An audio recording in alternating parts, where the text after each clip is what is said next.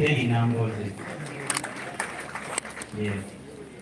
And the Secretary General, David Lewis Mugwaya. Yeah, we also have amidst us different leaders from local councils, spokespersons of these councils. We also have our mayors. Can you stand up for recognition? Yeah. Our speakers. People power. Our power. People power. And all local leaders from the councils. Could you please stand up for recognition? People power. Our power. Our power. People power.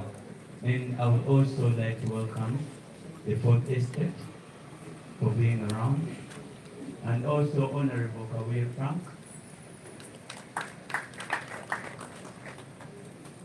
Today is rather different. It's not the ordinary press club. And without wasting much time, I would like to welcome the President, His Excellency Robert Chagulanyi, to come and give his report to you people.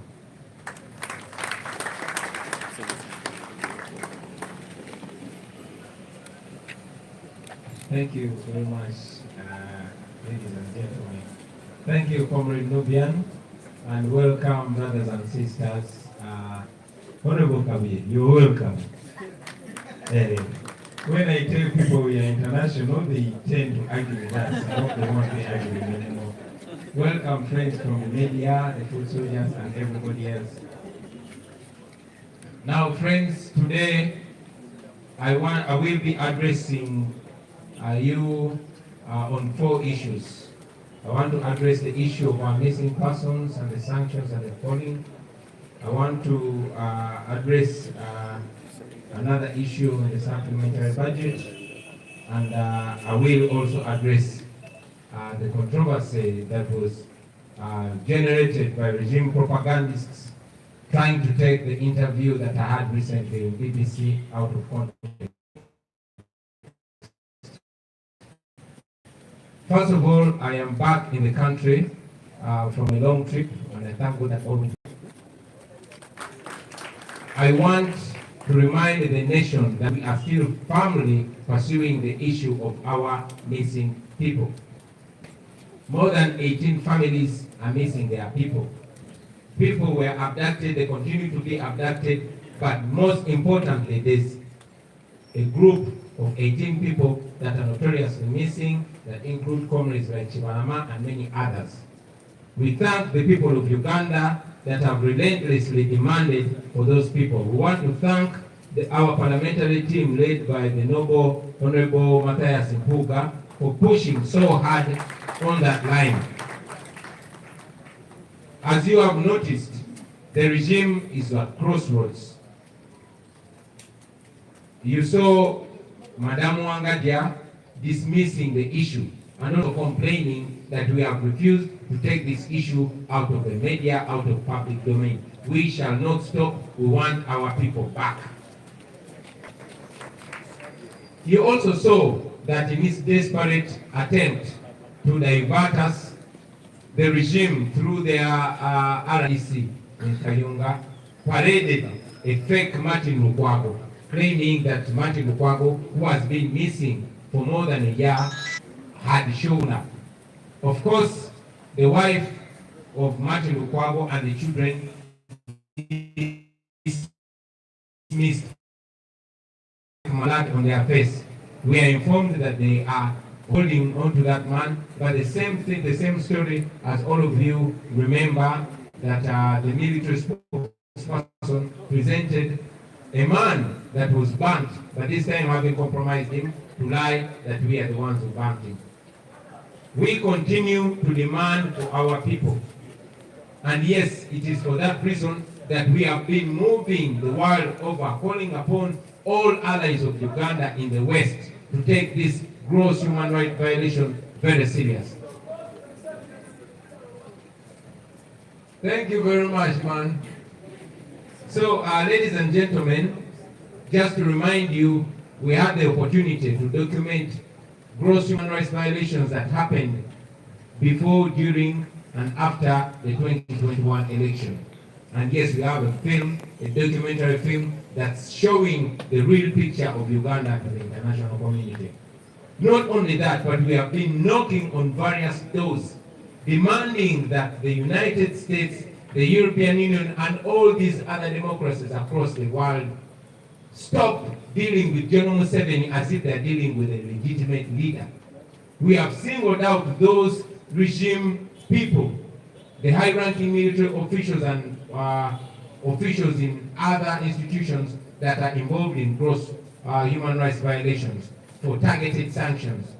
I am happy to report that on top of people like Kari Kaihura, on top of people like Abel Kandiwo and Erweru, recently, Yebisiyaga, who hates prisons, was sanctioned. Now these sanctions, what do they mean? These people steal money, taxpayers' money from Uganda, and they are rich, they invest this money abroad. That's where they go for medical treatment, that's where they take their children for all that they need. And yes, they treat Uganda as a cemetery. But gladly with these sanctions, they and their families are sanctioned. They are not only blocked from traveling to those countries, but also their wealth is confiscated. On that list, there are notorious human rights violators like one Christopher Damolira. Most of you that have been arrested and taken to CMI, you know the role that Christopher Damolira is playing in abducting and murdering our people. So we know that on that list, we have Christopher Damolira, we have people like Gugumayo, we have people like Namanya Napoleon, and all top and middle level officers in Museveni's government. We are focusing on them and we are calling on the international community to sanction these people. Probably when they know that there are repercussions for their actions, they will stop these gross human rights violations. Ladies and gentlemen, another issue I want to address is a recently passed supplementary budget. The regime pushed through their majority in parliament for an additional 3.5 trillion shillings. Now what is this money for? This money is going to be spent on laughable things, among which are 2.7 billion for supervising the Ghost Lubowa Hospital project. All of you know so much of our money has been stolen through that fake non-existent project. But as if that's not enough, there has been 2.7 million given to supervise that project that you all know does not exist. There is 45 billion shillings put aside to buy a banana peeling machine. 45 billion shillings. There is a 30 billion shillings put aside to help artists and musicians. Now, I am an artist and I'm not only knowledgeable but concerned in this area. I know that we as the entertainment industry, we need support, but the support is not handouts. We need policies that will make even the artists in Kabongo, in Kavera Maido, in Gomba, in Rushere, to benefit from a good system, not handouts. I've told my fellow artists time and again that they should not be reduced to beggars. But many of them were arguing that I am bringing politics into music. And they are saying that we should separate music and politics. I want to reiterate my points again, that politics, among other things, is concerned with slicing the taxpayers' money and apportioning it to different things.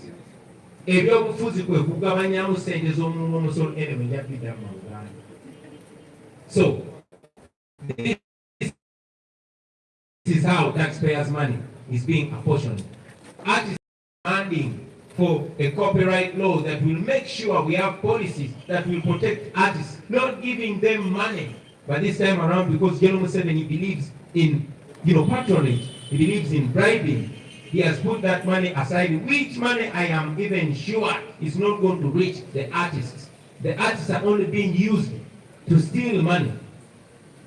And before long, you'll see fights in the industry, you'll see divisions in the industry, and yes, you'll see so many of them silenced and compromised to support the regime because they will have committed crimes relating to corruption.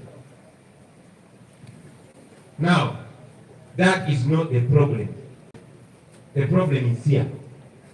First, there's a problem that out of that 3.5 trillion, 418 billion is going to Museveni's house. Now, this is a man that is already spending 2 billion shillings every day.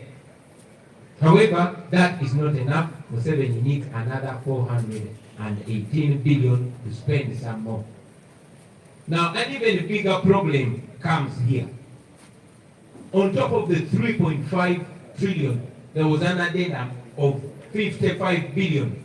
Now, this sounds like a scandal, and it was important that I communicated to you, ladies and gentlemen. You remember that in the past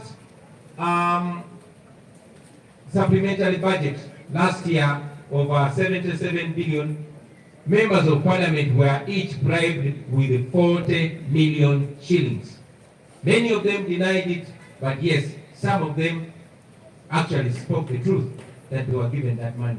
This time they are giving every member of parliament 100 million shillings as a bribe to pass that supplementary.